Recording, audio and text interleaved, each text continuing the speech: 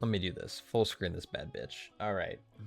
Today there was a new PTR build actually, and there were some interesting changes and fixes and additions to most of the tank specs, and I want to spend some time going through that. Most of it is going to be revolved around the VDH. They actually reworked the rework. So I love making videos and then them being irrelevant in 3 days. So we're going to talk about that, but I do briefly want to cover some of the other tank changes that have happened. And I will also leave this, I guess, Wowhead post article in the description below if you want to read it for yourself, because there's a lot of class changes here. A lot of Blizzard's addressing a lot of the tier set bugs, the tier set changes. They're, buffing and nerfing some spells to hopefully, pull things in line. But let's kind of quickly go over it. So we're going to come back to Vengeance, but starting with Guardian. They actually ended up, if I'm reading this properly, basically they somewhat buffed the 2-set bonus, but they nerfed the 4-set because there were some players who were kind of like really pushing the tier set to its limit and getting these insanely large shields. So they're capping Blazing Thorns at 100% of your max health. But for a Guardian Druid, that's going to be really, really beefy, like probably 1.3 plus mil. Depends on like Incarn and whatnot. But for the most part, this is going to be capped on the 4-set. So somewhat of a nerf to Guardian Druid, but really not that bad. And then they fixed an issue which was causing their 4-set to deal damage twice. This is obviously a change that should have and needed to happen. But yeah, Guardian Druid was touched a little bit. I'm sure people are going to be a little upset about that. Correct me if I'm wrong. If this was like actually somehow a buff, let me know. But the way that I was reading it was they're just, any kind of cap typically means that you can't really push the tier set to a limit of any sort because there's a ceiling. There's an actual hard ceiling that you're going to hit. The same thing happened with the Brewmaster. This one doesn't matter as much because you're hitting Celestial Brew so frequently, and having an 8-second shield that is delaying your stagger or preventing stagger for 8 seconds that's up to a mil is actually massive anyways. And this is really a nerf, I guess, in like lower content or for people who aren't using Celestial Brew frequently, which most brewmasters should know that your Celestial Brew you're typically hitting on CD, and when you're hitting it on CD, it should be anywhere between like 7 to 10 stacks of purified chi. But essentially what's happening is if you don't hit Celestial Brew for like 2, 3, 4, 5, 6 minutes, the damage of your set's just going to keep accumulating, and eventually you get a shield that's the size of like, it's like 3-4 mil if you just don't hit Celestial Brew and you constantly stay in combat. So I did a test when the tier set first came out, and I was able to get like, even over just like 2.5-3 minutes, I was able to get like a 2 mil shield. That's massive. So this is a fine change. I don't think this is a nerf at all to the class if you're hitting it frequently. I think maybe in lower content, but even if you're kind of making it, like if you're building it on purpose to a very high value, the difference between this set and the Guardian Druid set is that the Guardian Druid shield lasts for 45 seconds, where this lasts for 8 seconds. It's an 8-second absorb. So this, it looks like a nerf, but I don't think it actually matters.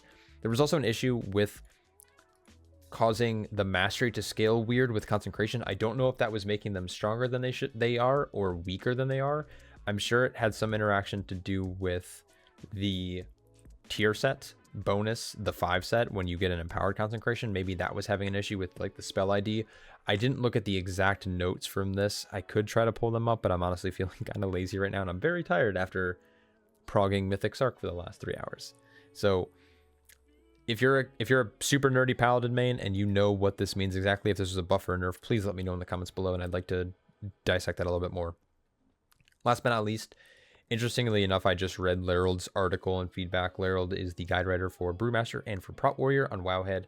I will link the article below as well. He gave his feedbacks, pros and cons for the tier set, and kind of hit on a lot of points that I've talked about, as well as other content creators and guide writers have talked about, that the 4-set, or the recent 2 and 4-set change was kind of good and bad in a lot of ways. It was really, really bad for single target. It moved Fervid Bite down to like a very, very small hit.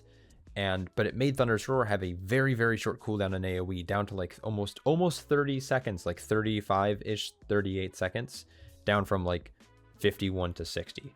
So you're able to use Thunderous Roar way, way more frequently, which plays into things like Bloodborne. It plays into things like Thunderous Words. It plays into things like Uproar with the reduced cooldown. Like there's just so many cooldowns that interact with it. But the problem is in single target, what was happening is instead of consuming the 100% bleed, you would consume 40%. So if you Thunderous Roared with a Fervid Bite proc, and then you would Shield Slam, instead of doing the full damage of that Thunderous Roar, you'd basically be nerfing yourself. So there is actually an argument to be made for pure damage to literally not Shield Slam.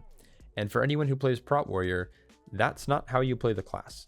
So there is kind of this like really weird issue where it's like you would either not Shield Slam, or you would have to run a cancel or a macro to cancel Fervid Bite whenever you would Thunder. Like it made no sense. So long story short, they basically changed it that consuming Thunderous Roar now deals the full value of the damage that's remaining. So this actually this is a pretty massive buff to Prot Warrior in my opinion, mostly in single target, not so much in raid, but I think it puts him in a very, very good spot for Mythic Plus. Anyways, let's talk about Vengeance, because there's a lot of changes here. I'm going to quickly go over it in this Wowhead post, and then I'm going to jump in game and kind of break down the talent tree briefly and talk about a few things that are still happening in terms of bugs, but for the most part, they've worked out a lot of kinks. So first things first, new pathing and a lot of talent change locations. So that's the big thing to look out for. They have removed some talents like Fodder of the Flame and Unleash Power. These things have been removed. Unleash Power wasn't typically played that often, at least in maybe it was more of a PvP talent, but in order to make up for this, they actually made Chaos Nova a shorter CD, and they reduced its Fury cost. So this is really good. The Fury cost on it always felt kind of bad, and the longer cooldown also felt kind of bad. I mean, you see things like Lake Sweep and Dragon's Breath and like other longer CCs, but 45 seconds I think is a healthy point, and it's a buff to the class's utility, which it already has a ton of. Now, any Demon Hunters who watched my last video or have been playing the class a long time and kind of have been thinking about the new tier set, Precise Sigils and Concentrated Sigils no longer increase the Sigil's duration, which is a pretty big nerf to this talent, and now this is more or less for players who don't like to mess with macros and keybinds and like just want their sigils to either be at their feet or at the target. I have a small issue with the pathing on this, the new pathing, which I'll show you in a second, but we'll get to that in a bit. Live by the Glaive, for some reason, was increased. I think this is more to buff Havoc or maybe to like help them in PvP or something, because Live by the Glaive was already really, really strong for the Vengeance Demon Hunter. And this talent is going to actually, I think, going to do a lot of heavy lifting in Mythic Plus this season, which is exciting. So this is a pretty massive buff. So looking at this, we have like a buff, and like arguably a nerf, but I'm going to kind of get to why it's really not a nerf and why this is actually a lot better for the class in general. So skipping over Havoc, let's just jump down here. Same thing in the tree. They added new connections and changed some talent locations. They did a pretty much 10% buff to our filler. They did a 7% buff to our single target spender with Soul Cleave, and then they buffed Throw Glaive. I don't think this matters as much for us because we typically don't Throw Glaive often, though I guess arguably you could in range, and it's going to help a little bit with threat. Similar to things like, you know, Moonfire or Chi Wave or Heroic Throw on other classes, you now have an ability from range you can throw at a target that might not have threat or might have low threat on to help kind of, you know, ring it in. Calcified Spikes, this was changed, so now if you refresh Demon Spikes, it's still going to provide you Calcified Spikes. This is a really nice change for people who aren't very min-maxy, letting Demon Spikes fall off first and then reapplying Demon Spikes.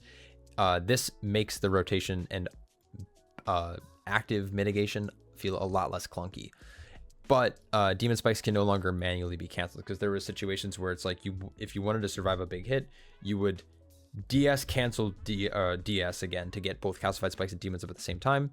Because of this change, they made it so you can't manually cancel Demon Spikes anymore, which is, I think, fine in general. You could just double DS and it'll give you both. It honestly removes a step. They buffed Meteoric Strikes, and they also changed the position of it. They buffed Fell Flame, and also changed the position of it. They buffed Feast of Souls, Bulk Extraction, Soul Barrier. They buffed Fiery Demise as well. And they also buffed Focus Cleave. So these are all really good changes. So let's jump over to PTR and check it out. Again, I don't want this video to be too long. I did a test a little bit earlier. I think it was this one. Yeah. So this is about an 8-minute test. My Fiery Brand uptime was actually, or sorry, my Sigil Flame uptime was close to 60, and I was able to keep Fiery Resolve at 81%. Now, if we come back to the shorter test I did a little bit more recently, my Fiery Resolve over 2 minutes was a 90% uptime, and my Sigil was 73. So it really comes down to a few different things. And that's going to come down to like things like Cycle of Binding. It's also going to come down to Charred Flesh. I feel like this was reworked because I don't remember it ever actually affecting Sigil of Flame damage over time effect. So having this extended by Immolation Aura, perfect. So let's quickly talk about some of the pathing. You'll notice some stuff at the top of the tree here on the class tree side. Aldraki was moved up. Live by the Glaive was moved up. You have pathing of like Swallowed Anger and Disrupting Fury moved down. Fellblade now paths through, which is super, super convenient. Instead of having to work around it by playing Disrupting Fury, you can now play Fellblade. I think this will be the play because a lot of your Fury, it feels like you're fracturing and cheering a lot less with this build because you're getting a lot more frag generation from your sigils. And with that being said, because you're not fracturing and you don't want to overcap that aspect, you don't want to overcap the fragment aspect, Fellblade is a very nice alternative for giving you an instant 40 Fury, which plays very well into Spirit Bomb. This is where precise and concentrated sigils are. My only complaint is that you have to play through Lost in Darkness to take this. Spectral Sight is basically a useless talent outside of PvP, and I think these are like flavor, so I wish they would swap these talents here around. I feel like Lost in Darkness should be somewhere else, but you know, I'm not gonna really complain too much about it because I won't be playing it personally. They also got rid of your Fodder of the Flame, and they got rid of Unleash Power. They also moved Pursuit and Fellfire Haste, as well as like Champion of the Glaive and Master of the Glaive, kind of off to the left-hand side, and they gave it additional pathing around, making it a little bit more convenient to play useful talents for Mythic Plus instead of having to play through things like Pursuit and Fellfire Haste, which were just taking away talent points in the long run. So overall, very positive aspect for the tree. If you don't want the range kick and you want to opt into Consume Magic, that's fine. You can also drop something like Chaos Fragments for improved Disrupt as well if you need to take that. But more than likely, you're going to probably see a talent build, something like this. There's arguments to play Improve Sigil of Misery to kind of play into Cycle of Binding, which is over in the spec tree, but this really depends. Now, my only complaint is like if you don't play Fellblade, which is always an option, this is where you might get Disrupting Fury, but then you kind of have, or you have to path through like Master of the Glaive or Champion of the Glaive, which in my opinion is pretty useless for the VDH in Mythic Plus, which is the thing that I care about the most. Anyways, those were the changes for the most part. I don't think I'm missing anything here. I think they also changed soul sigils. I might be wrong about this, but I thought it used to be only Sigil of the Flame, but now it's whenever you affect any enemy with a sigil, it generates a lesser soul fragment. So this could be very beneficial, especially with the cycling and Cycle of Binding. And now you guys are probably seeing why I end up ranting about this stuff and why this video is going to be 8 years long. Anyways, let's change this. The changes that you see over on the right hand side are actually right here along this upper aspect, or upper, I don't, what do you call this? Anyways, they move Ascending Flame. They kind of shift, so they shifted these two talents down, and they moved Ascending Flame down from this corner up here, which is fine. The problem with Ascending Flame right now is it's currently bugged. It's right now not applying Sigil of Flame over time, the damage over time effect. So you can't even play Ascending Flame right now because what ends up happening is you place it down, it does the direct damage, but it then doesn't give you the buff, therefore you can't benefit from your tier set. So when I tested this with Ascending Flame, my uptime was 0%. So you can't currently play Ascending Flame, which means it's really hard to actually play into these talents down here. But if you were to play Ascending Flame, there's arguments that you could play Soul Barrier or Bulk Extraction because it was buffed. Bulk Extraction is really cool because it instantly gives you 5 lesser soul fragments, and those 5 fragments instantly will pretty much heal you, especially if you have enough to Spirit Bomb. You can go Bulk into Fellblade, into Spirit Bomb for some pretty big burst damage, which is kind of cool. Or you have things like Soul Barrier, which is another way to consume fragments, which is kind of nice. The shield ends up being pretty small. It's only like 200k, but you know, being 30 seconds, not too bad. But yeah, for the most part, you'll probably play a build like this. Now, the biggest thing though, at the very end of this tree, they added new pathing. So Fire Demise obviously plays into Stoke, and this was kind of the play before where you would typically play Dark Glare Boon into Stoke, into Feed the Demon, which gets you down to the bottom half of the tree. But now you can play through Burning Alive or through Soulmonger. Now, Soulmonger is kind of a cool talent, but I think playing some of the Fiery Brand stuff actually might be really good because Fiery Brand also increases the fire damage you deal to the target, which is great because you have things like Spirit Bomb doing fire damage, which is pretty sick. You obviously have Sigil of the Flame doing fire damage. You have Immolation Aura doing fire damage. So it just makes sense to actually play Fiery Demise. It also gives the Demon Hunter more defensive value from Fiery Brand and AoE, just like how we play in Season 2. And then, of course, Burning Alive has, well, that's actually where these kind of interact is that your fiery brand is now spreading around. And then you have things like Charred Flesh, which is increasing the duration of your Sigil of the Flame every by 0.5 seconds every time it ticks. So it's going to value haste.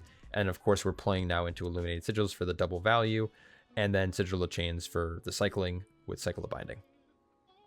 So overall, this rework feels much, much better, which I didn't actually think. I thought the rework that they did was pretty good outside of the bugs that were happening with like Immolation Aura and what was the other bug? Immolation Aura and Precise Sigils and stuff.